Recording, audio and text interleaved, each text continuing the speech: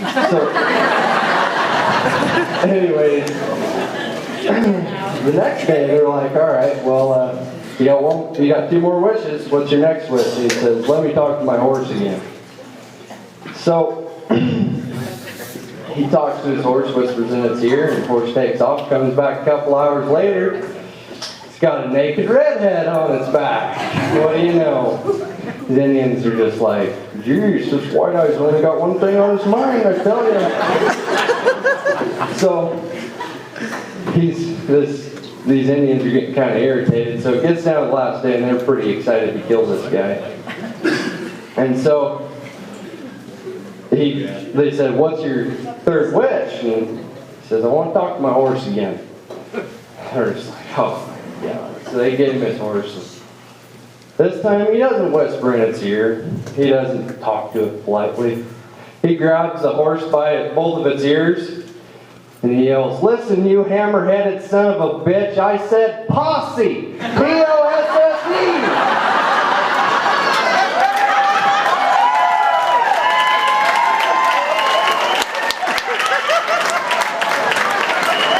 Here's Fallon Walker, all the way from Bozeman, Montana for you. Hey,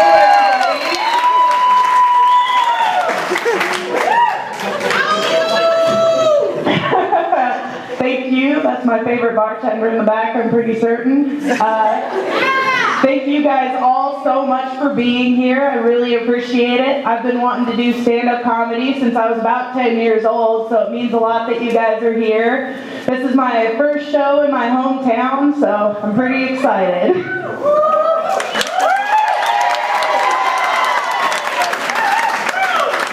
But something I've actually been doing since I was 10 years old, instead of just wishing for, is playing beer pong. So, something I've learned in my 11 plus years of playing beer pong is that love can turn to hate so quickly on the beer pong table. Like, 1 second you're making shots right and left. Like, you're pong-mazing, you're pong-tacular, gonna score all sorts of pong-tang after this.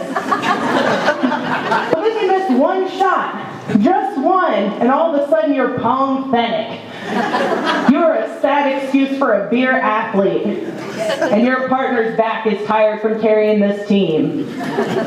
But, you keep missing more. The more you miss, the worse it gets. But then you kind of reach like a cliff, and then you go over it, and then people start rooting for you, which is just 10 times worse. Because when people are rooting for you in beer pong, you don't feel like Rocky or Rudy or the Americans versus the Russians in hockey.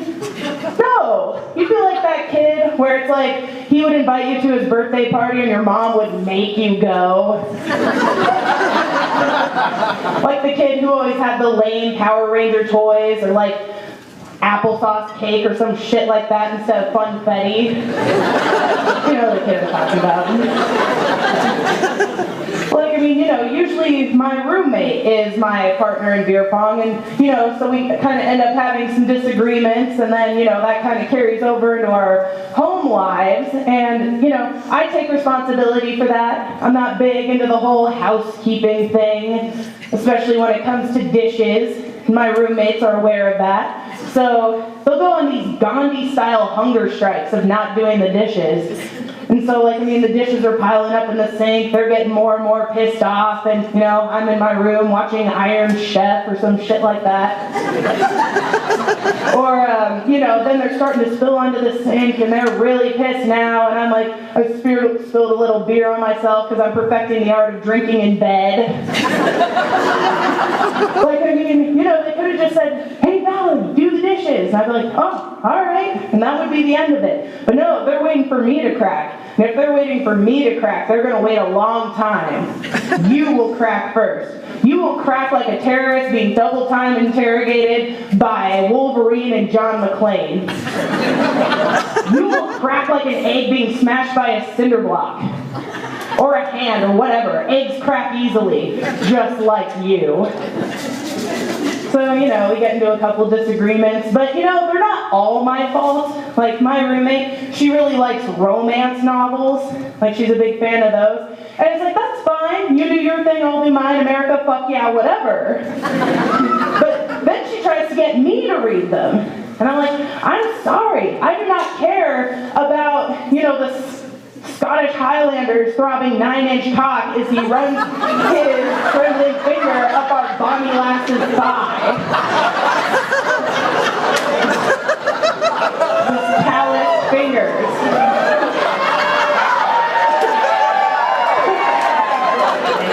Callous from hours of sword play, no doubt. So, I finally got her off that deal, but then 50 Shades of Grey came out.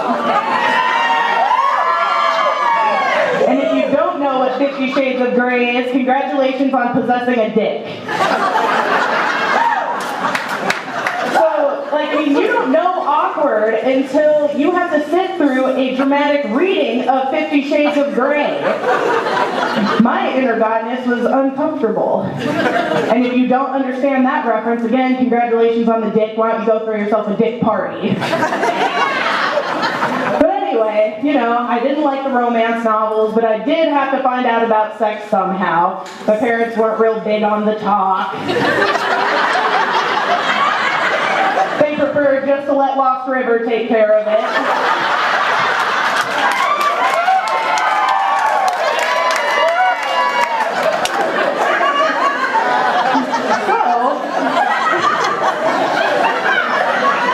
So I would go and buy the sex issue of Cosmo, which is actually every issue of Cosmo. But this is the one where you could write in with your questions, and I was like, oh, maybe they'll have the same questions I do.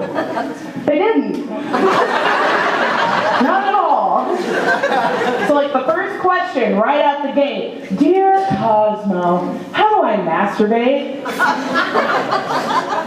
Seems self-explanatory, but let's see how they explain this one. All right. So then, Cosmo's like, Dear Mystery Masturbator. Fill a condom with water, stick it in the freezer, and use that.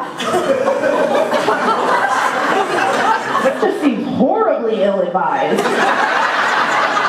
There are a number of problems right out of the gate. The first thing that comes to mind is some sort of Christmas story scenario. Like when the kid licks the light pole.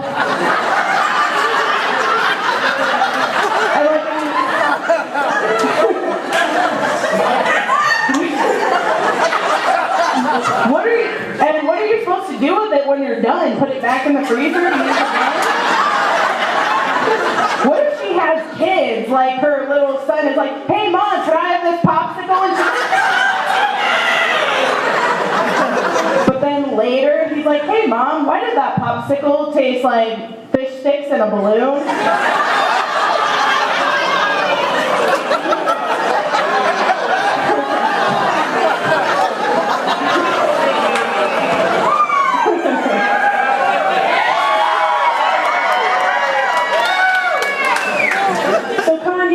Is finally back in the news because he's dicking a Kardashian. I can never remember which one it is. Maybe you guys can help me. It's the one with the really annoying voice. We got a name out there or anything? Okay. I'm not sure. I'll try and narrow it down for you. It's the one with the giant ass. But it's the one with the talentless twat. Which one is it? I don't know. But anyway, I can never keep them apart. But anyway, dating one of the Kardashians, that almost seems like punishment enough for what he did to Taylor Swift at the Grammys. But me and Taylor don't really agree with the rest of society that she should just move on. So I kind of like to imagine that she's been working on this revenge scenario because, he just stole her spotlight at the Grammys and it wasn't cool. And so she's been thinking about what she's going to do. So she decides that she's going to start dating Kanye. And so they're going to start dating. But then, when it comes time to have sex, she's going to be like, no, Kanye, I want to wait. And so they're waiting, it's awesome, whatever. So then the big night finally happens. And he's inside of her, and they're going, and it's awesome. But then right as he's about to come, she's like, yo, Kanye, I'm going to let you finish. But I have herpes, and Beyonce did have the best video that year.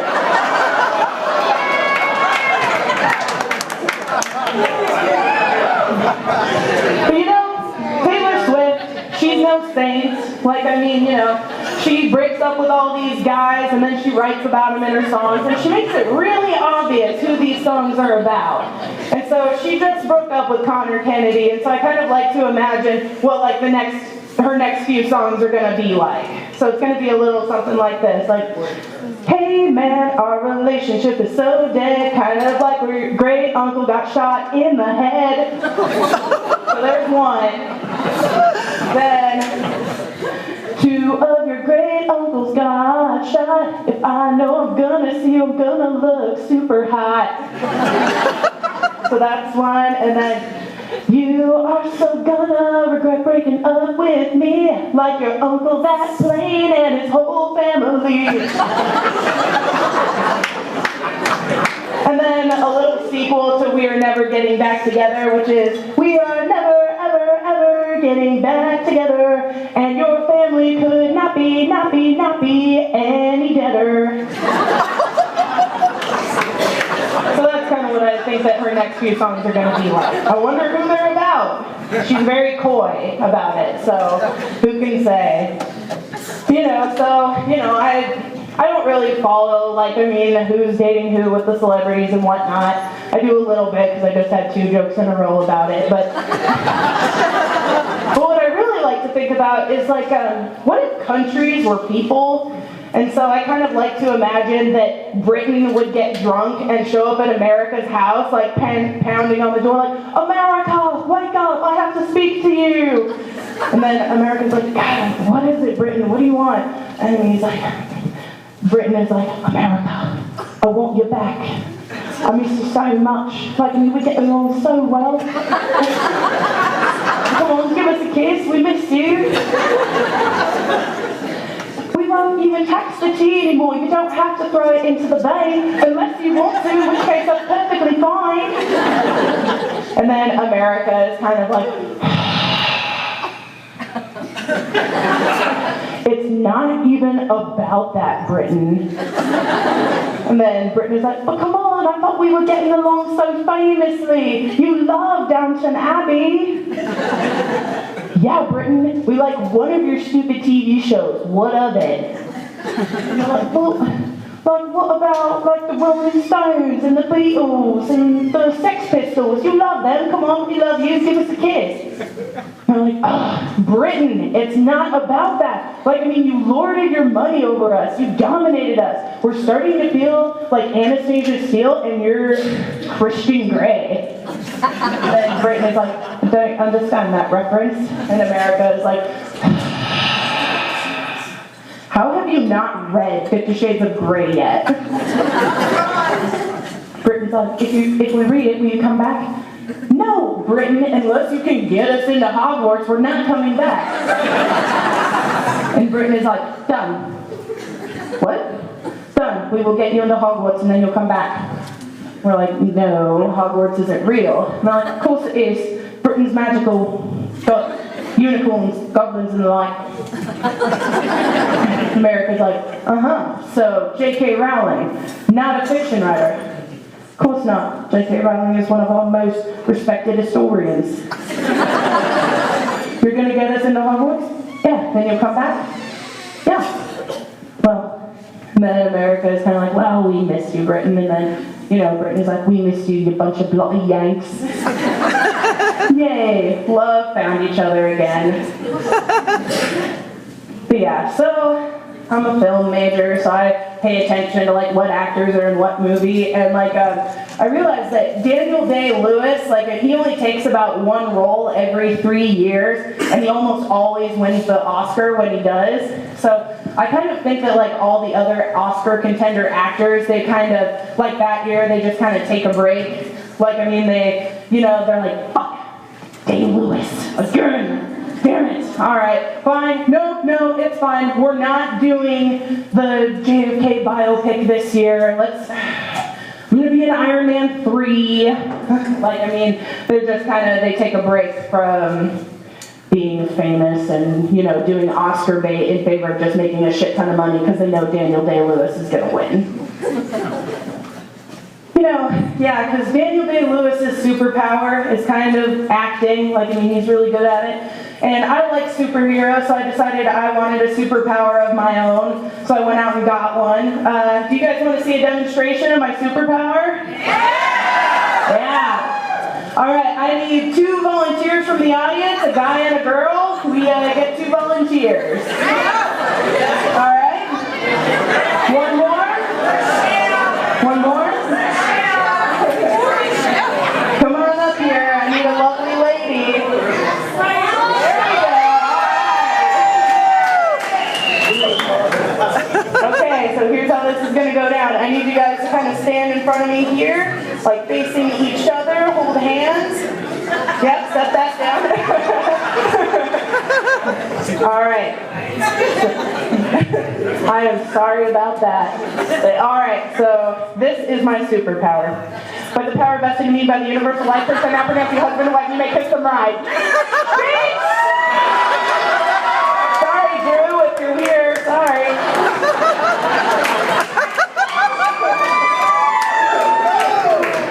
Yeah, I got ordained as a pastor at the Universal Life Church, so I'm also available for weddings. I'll perform it, and then afterwards I'll do the entertainment as well. It's a real bargain. But now you're kind of wondering, am I actually married to him? Does she actually have that authority? I printed off a certificate at the library. It's legit. So yeah, that's my superpower. Oh, I do love superheroes. I like comic books and stuff like that. So lately I've been thinking, I figured that Batman's accountant figured out a long time that he was Batman, and so now he kind of calls him in for meetings to discuss bat expenditures and the like. So I kind of like to imagine that this is how those meetings go. So, Batman shows up, and, then there's the accountant, and then the accountant's like, "Hi, Bruce, how you doing?" He's like, "Fine, let's get this over with." So he's like, "All right, Bruce, all right, we're here to talk about your expenditures, so let's just go down the list here. All right, first thing we need to talk about is just the gas bill on the Batmobile is just astronomical. But it strikes fear into the hearts of criminals everywhere."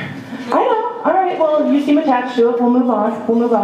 Okay, so next thing on the list here is, it looks like you're spending about $50,000 a month on, grappling hooks? Really, Bruce? Couldn't you just coil it up and take it with you? Well, when you get caught up in the moment, it's kind of hard to. All right, fine, we'll move on. So, looks like the next thing here is you're spending about $100,000 on, batarangs? Batarangs, okay, that's how you pronounce it, okay. Yeah, it looks like the actual raw materials didn't cost that much. It was the process of carving them into the shape of bats. Well, it adds to the image. If that image is that Batman is irresponsible with his money, it certainly does. Let's just move to the next item. So he's like, okay, so looks like the next thing here is you bought 100 cases of shark spray. Really, Bruce? A lot of your villains use sharks? Maybe the Penguin? Maybe the Riddler? He used a lot of sharks? Well, it's more like a one-time thing. You gotta discount for buying in bulk. I see that you spray painted a bat symbol on every can. Well, I don't know. And then Batman gets all upset. He's pissed off, and he's like, "I will never stop as long as there is crime in Gotham City." And the accountant is like, "Bruce, I'm not asking you to stop. I'm asking you to drive a Prius." All right? Let's just get this shit under control a little bit. And for the love of God, let me sell the shark spray to Aquaman's people. He said he would buy it, even though there's a bat symbol spray painted on every can. Batman, he's like, "No, I may need them again." And then he jumps out the window, he forgets his grappling hook again. But yeah, so, I just like to imagine that meeting going down. So, I don't know if you picked up on it, and I also mentioned that I was a film major a while back, and so I've gotten kind of concerned that I might be a hipster. you know, it's like I kind of like obscure bands, you know, like I'm a film major. That's a high-risk group.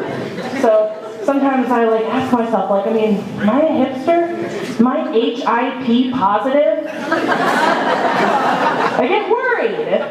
And so then I went to my friend and I was like, God, I'm really worried about this, dude. And he was like, Fallon, there's a fine line between being a hipster and a geek. And I was like, great, don't know where you're going with this, but awesome, okay. And he was like, and you crossed that line when I found you with a Daredevil comic book and an ice pick. So, big guy, right? At least I'm not a hipster. So for the purposes of this next joke, I mentioned that I was a film major approximately 30 seconds ago. And, you know, I'm realistic about my prospects of getting a job, and I want to be a screenwriter. After an actor and a director, that's the hardest job to get in Hollywood. But I've got a little something that's going to put me ahead of the competition, you know, something that'll keep me employed when everybody else is hanging out at the soup kitchen. And that is that I am totally willing to write for porn.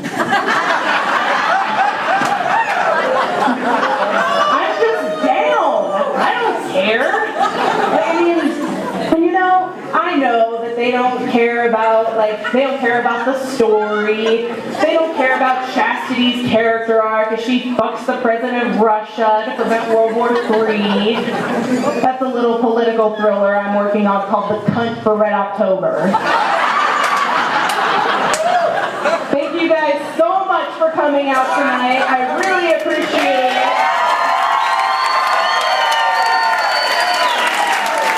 I hope you had a good time. Yeah, so I'll be shooting my senior film this semester, so if you're interested in getting updates on that or any future shows I might be having, I've got an email list back there if you're interested in hearing about any of that stuff. So yeah, thank you.